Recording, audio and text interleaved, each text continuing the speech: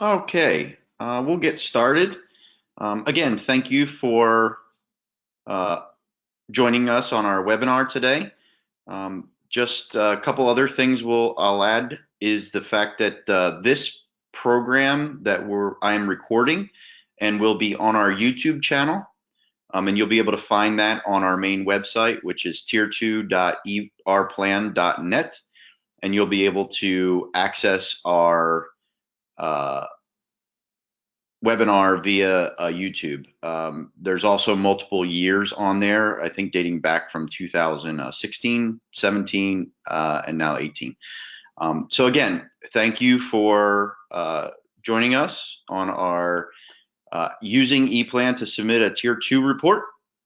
And again, please ask your questions in the questions tab. Okay, so we're going to start off with our main page.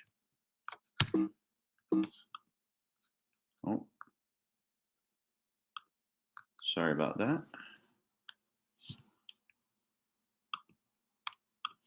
Okay, so 40 CFR Part 37010. The reason why we are here discussing this is who must comply with the hazardous chemical reporting requirements, also known as our Tier 2 report, which is due by March 1st of every year.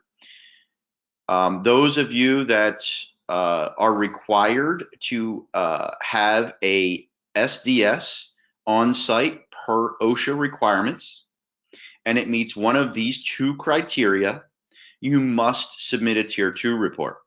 So the first criteria is it's an EHS chemical, which is an extremely hazardous substance, and it's present at your facility at any one time in the amount equal to or greater than 500 pounds or the threshold planning quantity, the TPQ. Excuse me. All right. So if it's an EHS chemical, which is on the consolidated list of lists, and I'll show you that here in a few minutes. If it's on the EHS chemical list and you have 500 pounds or the threshold planning quantity, you must submit a Tier 2 report. If it is not on the consolidated list of lists, is a non-EHS chemical, and if you have equal to or greater than 10,000 pounds, you must submit a Tier 2 report. If you would like to know if you need to submit a Tier 2 report for the chemicals you have on site, this is the CFR that you come to. And it tells you if it's an EHS, it's 500 pounds or the threshold planning quantity, and non-EHS is 10,000 pounds. If you ask me if you need to submit a Tier 2 report, I will direct you to this CFR and tell you that if it's an EHS, it's 500 pounds or the threshold planning quantity, and non-EHSs are 10,000 pounds. Now, I will put the little asterisks at the end that you must check with your state LEPC and fire departments for different amounts. Certain counties and LEPCs require different amounts, such as Wake County, North Carolina. It is 55 gallons for any chemical needs to submit. So please reach out to your local governments, state, LEPC, and fire department if there is a requirement for a different amount.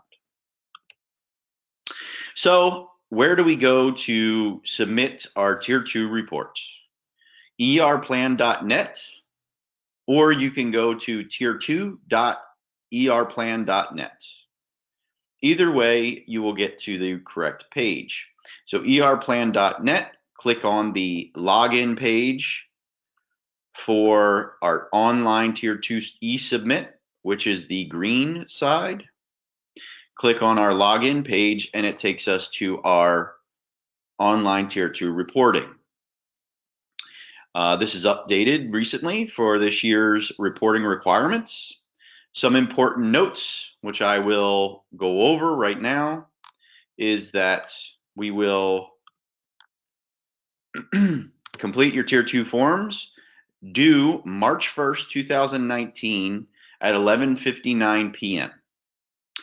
For reporting year 2008, UT Dallas has an administrative charge for organizations.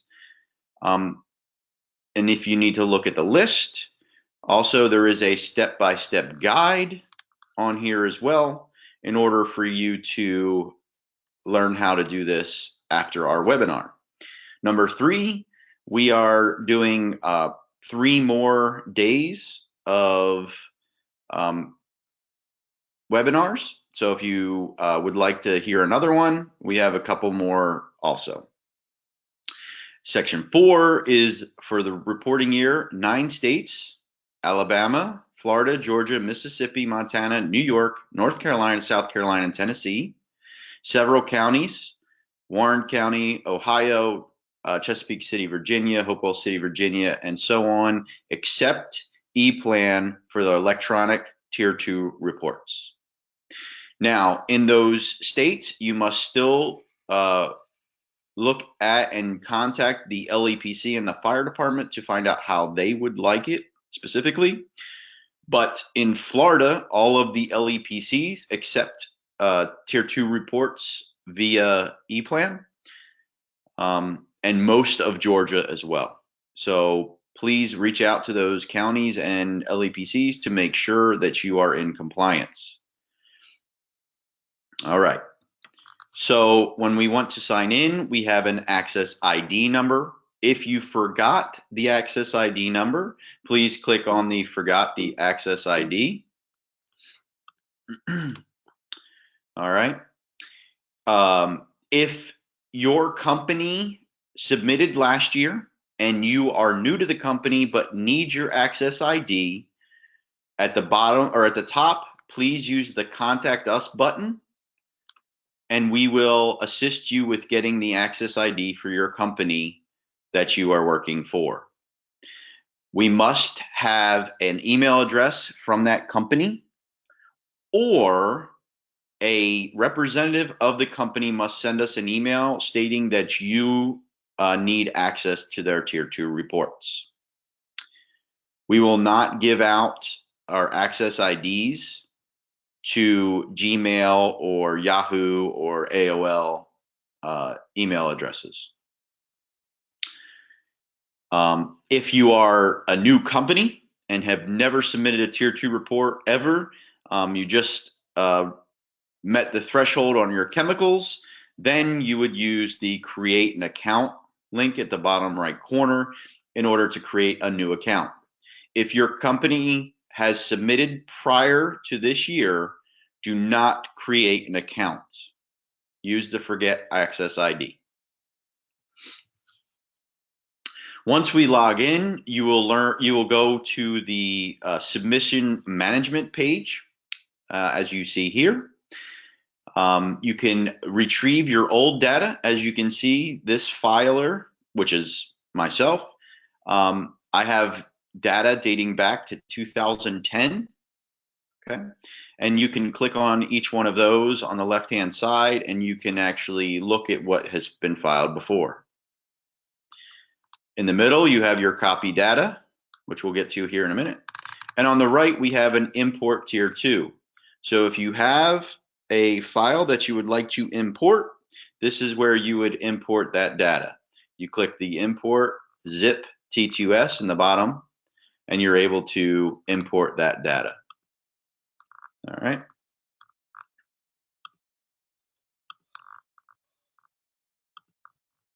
So you're able to import that data. Now, when we go to the copy data, you're going to use the first drop down to put the year you would like to copy from, the second drop down to the year you would like to copy to, which is 2018. Even though we are in 2019, 2018 is the report that is due at this time. So I'll say that one more time. Even though that we are in 2019, the 2018 report is due.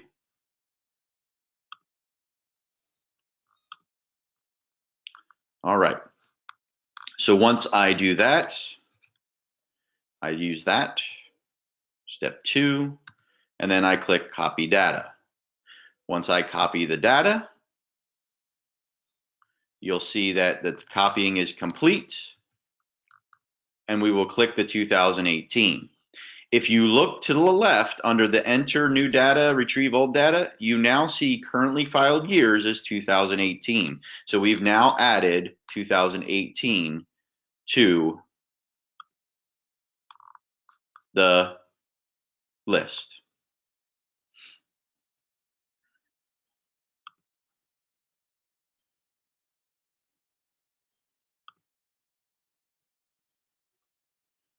So you can see that 2018 will now be on there. All right.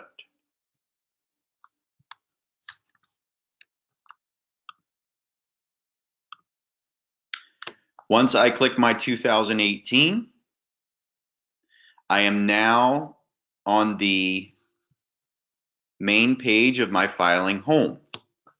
Under this is where our information is for our facilities. If you have multiple facilities or only 1 or 2 facilities, this is where you will be able to see the information.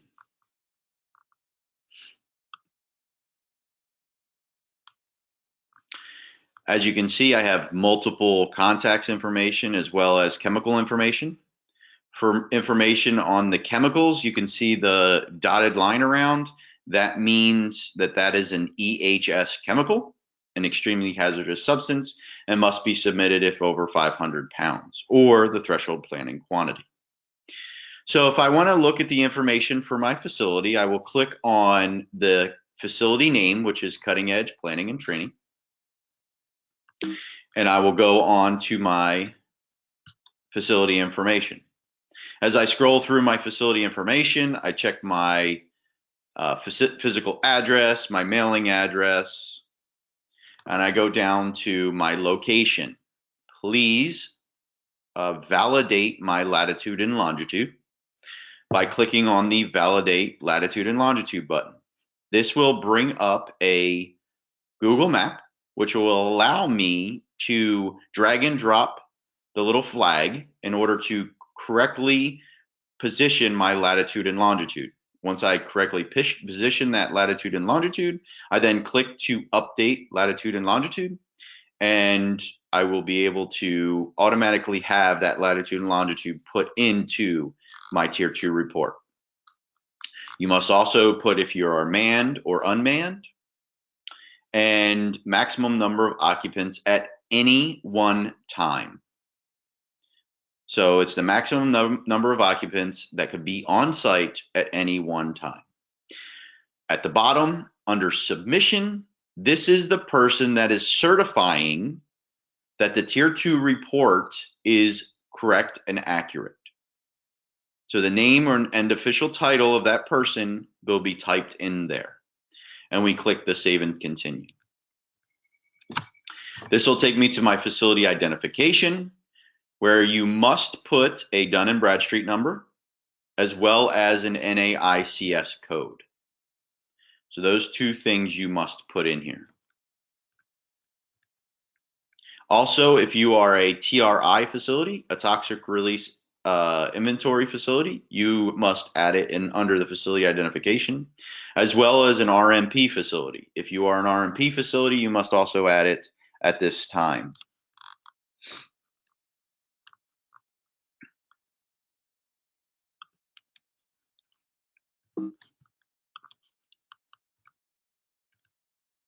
I click next. Takes me to my state fields. Some states will have you add information into this place. Under my documents, this is where I can upload documents such as safety data sheets, facility information, diagrams, site plans, but the maximum file size is 9 megabytes, and you can only update or upload a PDF, a doc, or a JPEG. You can also put a link to a picture, to an SDS site, You can also link to multiple other facilities or information. When I go to my next, it's my add or edit a contact. This is where I need to add a contact. I must have at least 3 contacts for tier 2 reports: the owner operator, emergency contact, as well as a tier 2 information contact. Those are the 3 people that must have a contact information on each facility. They can be the same person, but you must show at least 3. And in red, you can see where it tells you what needs to be done. So this is contact information on the facility. You can associate it, you have phone numbers. You can associate it with multiple facilities and multiple contact types by using the drop down. And remember to click the add button. Now, we're going to move on to our chemical list. When I click my chemical list at the top, it takes me to my chemical information page, and I'm going to add a chemical information for a battery. Since my battery does not have a CAS number, some batteries do, but mine doesn't, I'm going to click zeros for my CAS number. As you can see, it automatically checks the EHS box because in the mixture that I put in, it is an EHS chemical. As I move down and scroll down, I have to have how many days on site, chemical information identical to previous year, yes or no, physical state, it is a mixture, it's a mixture of solids and liquids, and then I have to add in my physical hazards. If you already have batteries at a different facility, you can click on the copy chemical hazards to other chemicals, and it will bring up a separate page, and you can copy that information to other chemicals. And also, we have to have health hazards. Now, if your chemical does not list any one of those physical hazards or health hazards, you must click the hazard not otherwise classified. There must be something checked in this information page. Under the quantity, we're going to put our maximum daily amount and our average daily amount. And then you're going to put in the maximum amount in the largest container. This will, if it is below the threshold, below the 500 pounds or the 10,000 pounds, the checkbox will automatically check below the threshold. And that is not a requirement to submit a tier 2 report, but it is good information for the first responders to have. When I save and continue, it'll take me to my storage location. This is where I type and put what the chemical, so chlorine, and how it's stored. This is going to be stored in a, say, a cylinder greater than ambient pressure, or in a cylinder. Then it's my pressure type, so it's greater than ambient pressure. And then my temperature type, which is ambient temperature. It can be greater than ambient, less than ambient, and then cryogenic. And then I put in my location for that chemical. I can also put my amount at that location as well. So you can put, if you have multiple chlorine tanks, you can put multiple chlorine locations. If you have it in different styles, say a cylinder and a rail car, you can put it into different locations and amounts. Under my mixture components, this is where I will add in my CAS number and components and my percentages. Yes, the percentages can be above 100% because we understand that there is a fluctuation in your percentages on your chemicals that you have.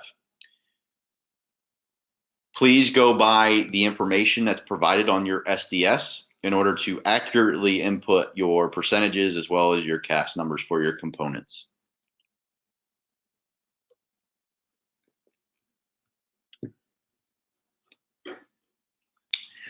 At this point, I will be able to validate my record. So in that top right corner, clicking the validation.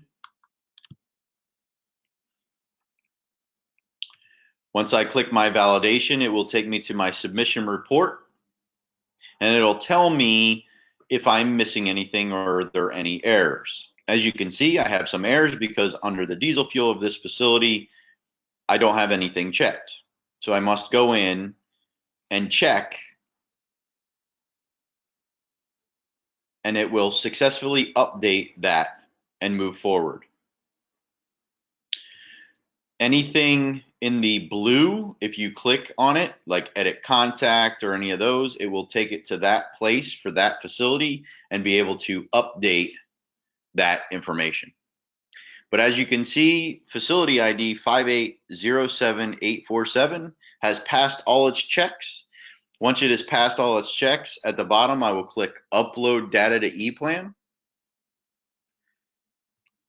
Once I click Upload Data to ePlan, it will take me to my next set. Now, at this point, you see that my filing status is not filed. My validation status is passed, but my filing status is not valid or not filed. I check the box next to the facility and I click Submit. When I click Submit, it'll take me to a payment page. Depending on the state that you're in, North Carolina, you'll go to a page where you set up for North Carolina Pay and answer a few questions. In Florida, you have to answer some questions. South Carolina, it is free, and you will submit and you will be done. In all other states and counties, it will take you to South Carolina and Montana will be paid. All other states, it will charge you a $25 filing fee per facility. So if you have 10 facilities, it's going to be $250 in order to submit. Until UT Dallas receives payment, your filing status will be not filed. If you need to send a check, once they receive the check at UT Dallas, they will change your filing status from not filed to filed. UT Dallas must receive the check before March 1st at 11:59 p.m. in order for you to be in not in violation of the reporting cycle. Okay. I have my contact information again, my email address, m.marshall@utdallas.edu. Please use that if you have any questions. You can also use my matthew.marshall0511@gmail.com, which was part of this webinar. But I'm going to leave this up for you to read, all right, based on how to do mixtures or a pure chemical. And this is from the Regulations and Implementation Division of the EPA. And this is how you will submit your chemicals while I answer the questions that you have submitted.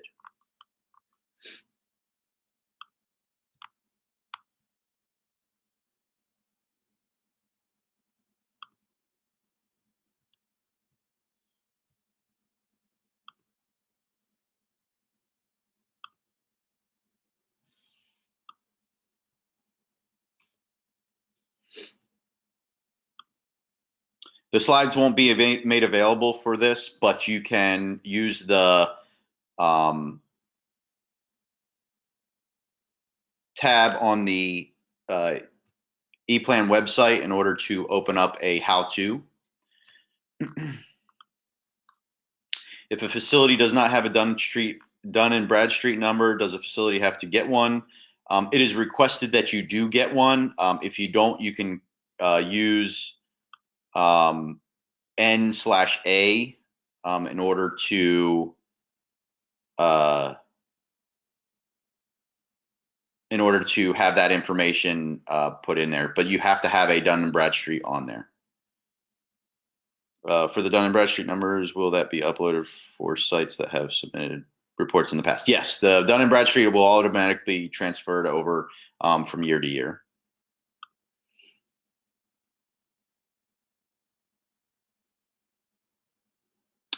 Is an facility emergency contact mandatory, and is this different from the emergency contact mentioned? No, there is no difference. That is the same thing. Nothing has changed, copy, forward, and submit. Yes, absolutely. If nothing has changed, copy and submit, validate the record.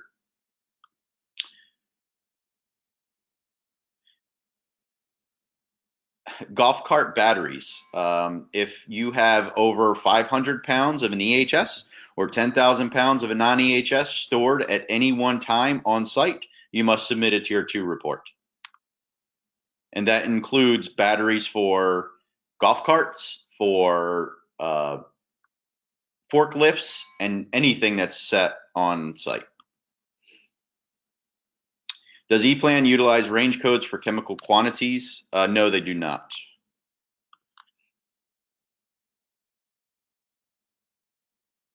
Can you email the sites where the webinar will be saved to everyone? It will be on YouTube. You can type in E-plan Tier 2 and it'll come up. It'll also be on the UT Dallas tier2.erplan.net. It'll be on there as well.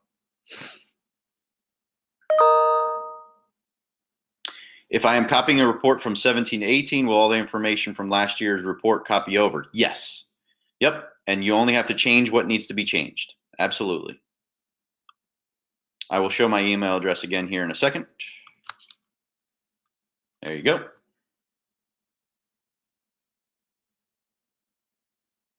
Says the location utility lookup is not working. Can you review this? Give me a minute and I'll pull it up so we can make it work. Significant changes from 2018 to 2017, there is none.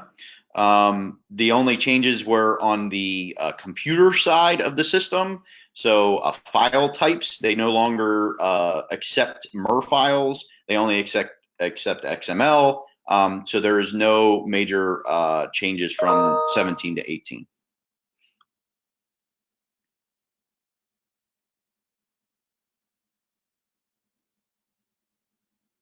I have access to one of my facilities and have access code for my other. Yes, you can reset the password by sending us a contact us. That is correct.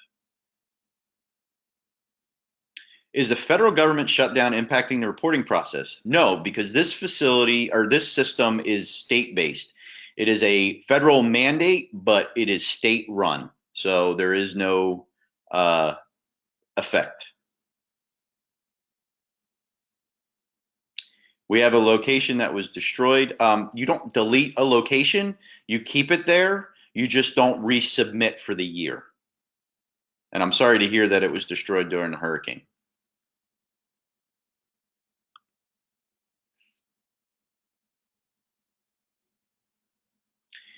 If the SDS has a range for mixtures, then what do we take? It's the maximum.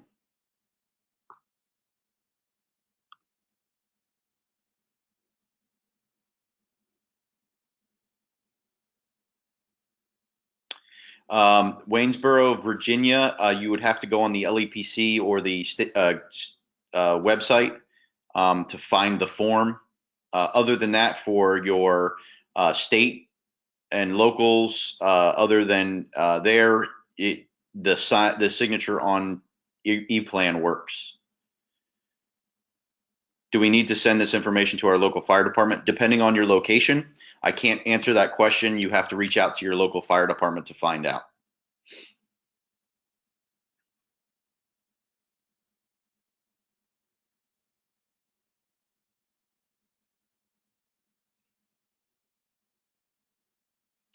Okay, so you're new to a company, you need to use the contact us button and give us the address and an email address with the same company, and we will send you the ID for the facility.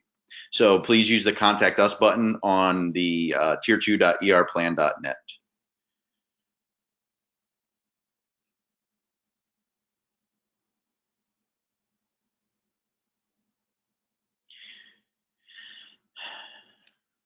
Okay, question is, if MSDS sheet states no OSHA materials per 40 CFR 37010, but volume is over 10,000, do you need to report?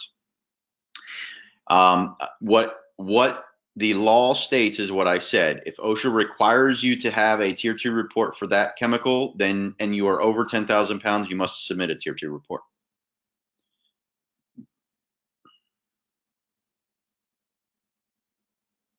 If we need to mail a check, will the information be provided on the payment page? Yes. It will be provided on the payment page. You'll print out an invoice and you will send it in.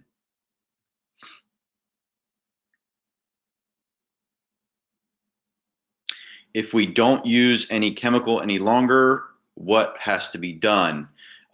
Depends. If you had it on site at any one time in the previous 365 days, then you still must submit.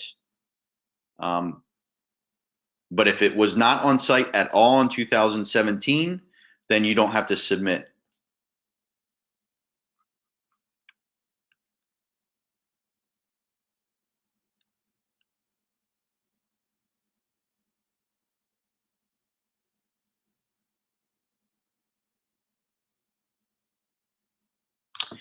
The email from the engineer, that is actually EPA. So that is their guidance to the states and to people that submit tier 2 reports. And it is a federal requirement, and the feds actually are the ones that determine. But if you would like to reach out and talk to your individual states, I suggest that as well. It can't hurt. Oh, you don't have to pay for check. There is a credit card option. Yes.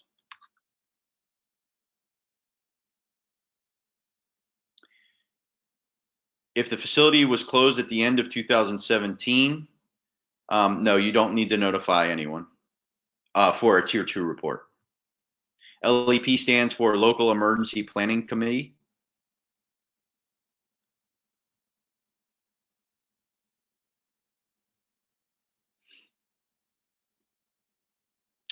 Should location update to be our gate entrance or the building itself? Yes, it doesn't. Whatever you feel is better for the first responder. This does not replace tier 2 submit software for all states. You can use this in order to export for other states, but the states that were under number 4 on the main page, tier 2 report, tier2.erplan.net, those are the states that allow you to use it, and some require it. Website is tier2.erplan.net.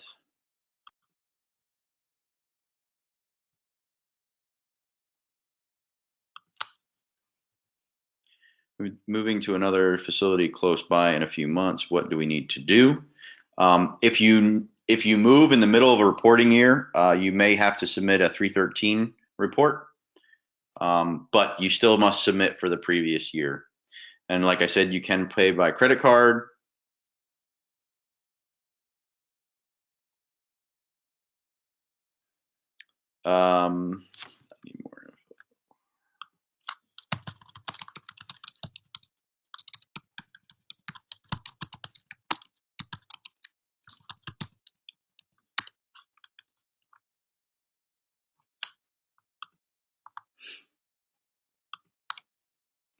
If the maximum percentage,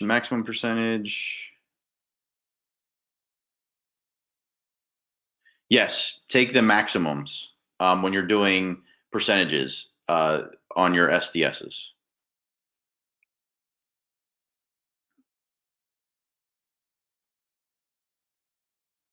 If a reportable chemical was on site in 2018 for a short-term project, but it is no longer present. Do I need to report it? Yes. You need to report it if it was on site at any one time. So if it was there for 2 days, you need to report that it was on there for 2 days. And there's a place to tell how many days it was actually on site. But yes, you must report that it was there. North Carolina does require payment by credit card. That is correct. You pay by credit card after submitting. It'll take you to a PayPal link to pay. The current owner should report the facility ownership is changed. The current owner shall report.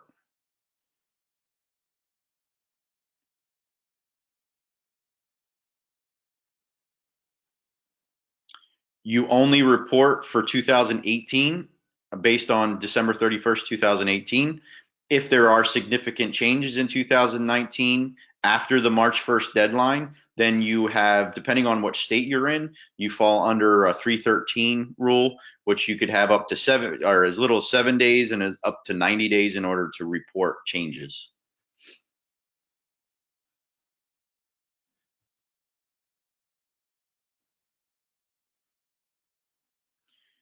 Diesel generators not in use will be during this year should be reported. Again, if there's 10,000 pounds of a chemical on site, then you must report. How do you export data from another state? I can show you that real quick. Right here at the bottom, exporting tier 2 reports, the T2S file or the zip file is how you can export that. So after they have passed all checks, you can click on the export and you can export it.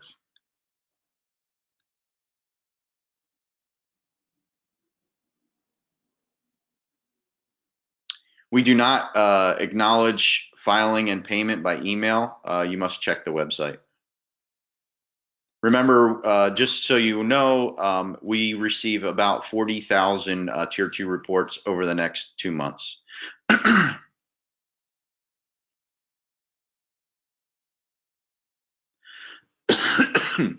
So how do I delete old contacts and new contacts? I can pull that up here.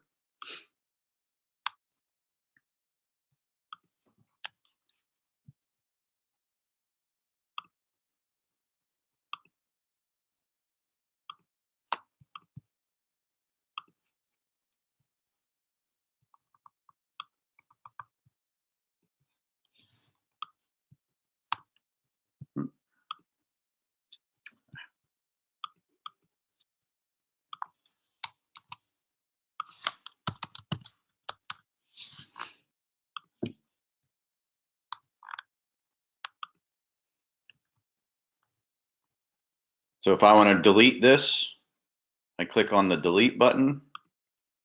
It'll ask me, do I want to delete? Okay. Are you sure? Okay. And now that person is deleted. And as you can see on the right-hand side where it says not filed, not filed.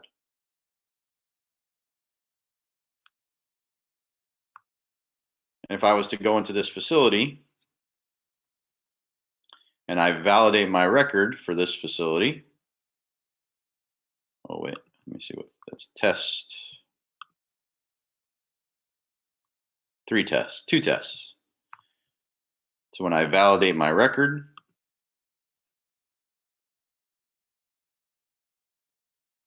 you can see I have a lot of errors when it comes to that facility.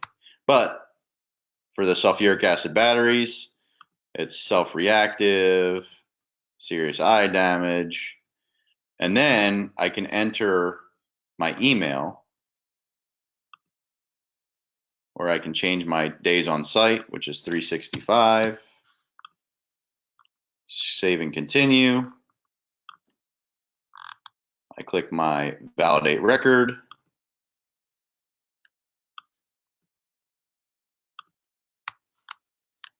Go back to my test. All right. Go to my first one here. Under my state field, I need to validate my email address.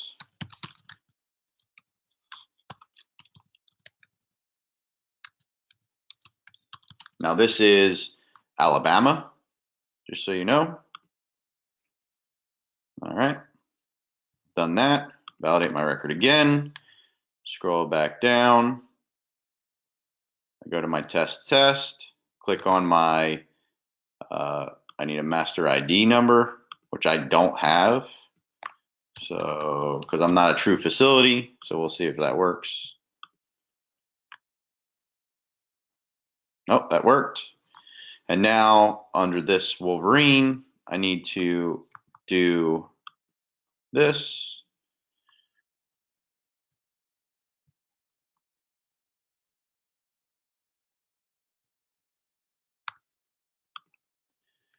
Validate my record. And now my test.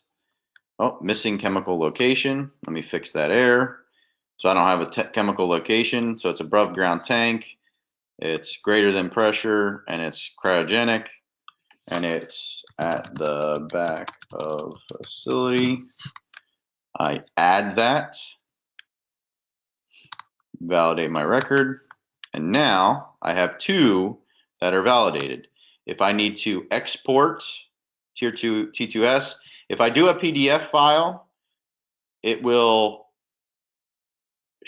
not show that it is complete.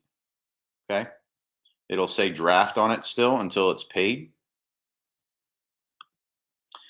My T2S file, I again can select them to create my T2S file once I've paid.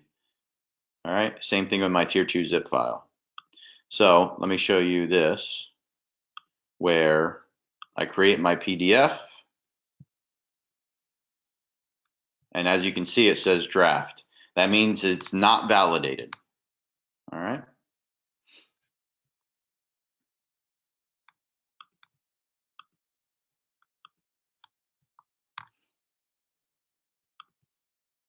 So when I go back, these two have passed their checks. I upload that to ePlan. It takes me to my two passed. I double check on these and say, okay, I'm going to pay for them. I submit. And now it takes me to my $50. If I want to use a credit card, I click on that, submit, and it'll take me to PayPal. Or if I do check money order, submit, it'll take me to that. And this is where the information is for your mailing a check. I would suggest that you use a credit card whenever possible. Also, you can download your invoice, you can cancel the invoice, and you can edit billing information. All right. I hope I've answered that.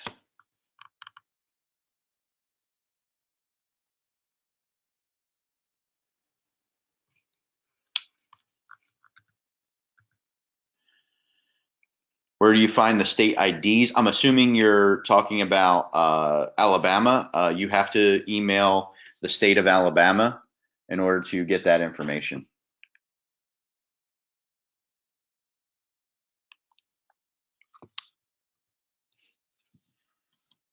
Do we need to send any information to our LAPC? Yes, they need to receive the tier 2 reports. If you get information from your LAPC that they will get their information from ePlan, then you don't need to send them anything.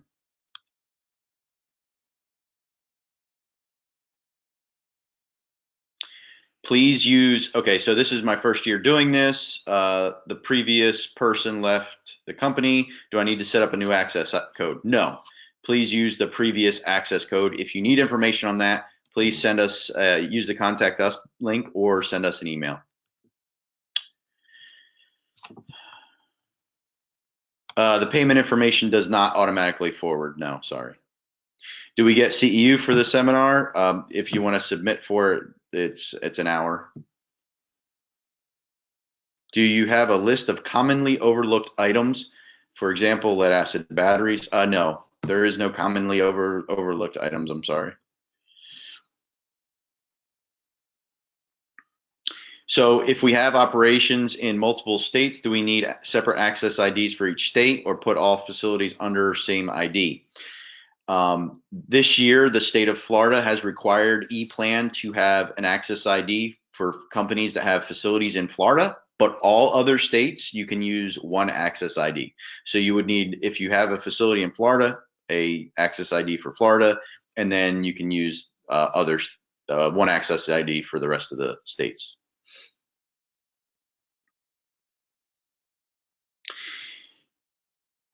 So this is the same question I keep getting, and I'm going to say it one more time. If at any one time you have more than 10,000 pounds of a chemical stored on site, that's on site. If your site is 1 acre or 7,000 acres, if you have a total of over 10,000 pounds or more, you must submit a tier 2 report.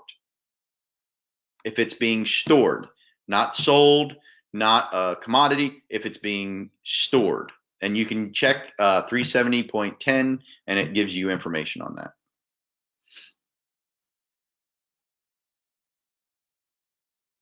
I can't answer specific questions. I'm sorry if for acid batteries or calculating those.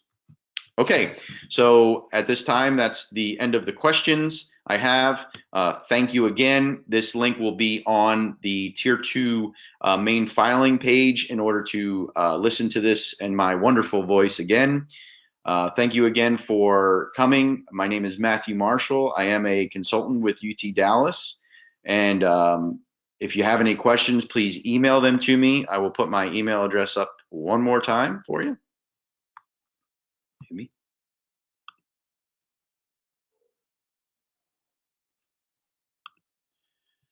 Oh, maybe I won't.